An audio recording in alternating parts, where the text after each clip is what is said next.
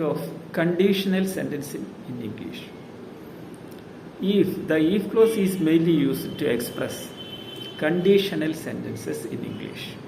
വ്യവസ്ഥ വെച്ച് പറയുന്നതിന് ഏതെങ്കിലും ഒരു കാര്യം നടന്നിരുന്നെങ്കിൽ അതിൻ്റെ ബാക്കി ഭാഗം ഇങ്ങനെ ആയിരുന്നേനെ എന്ന് കണ്ടീഷൻ വെച്ച് നമ്മൾ പറയുന്നതിന് ഈഫ് ക്ലോസ് ആണ് മോസ്റ്റ്ലി ഉപയോഗിക്കുന്നത്. അതിന് കോമൺലി കണ്ടീഷണൽ ക്ലോസസ് എന്നാണ് ഇംഗ്ലീഷിൽ പറയുന്നത്.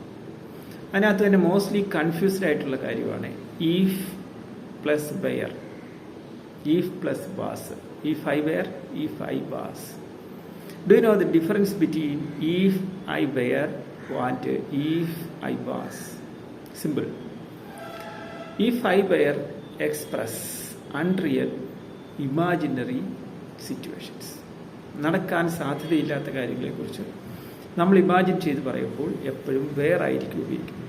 Four example, if I were a bird I would fly. ഞാൻ ബേർഡല്ല, പറക്കത്തുമില്ല. അപ്പോൾ അതൊരു ഇമാജിനറി ആയ സിറ്റുവേഷനാണ്.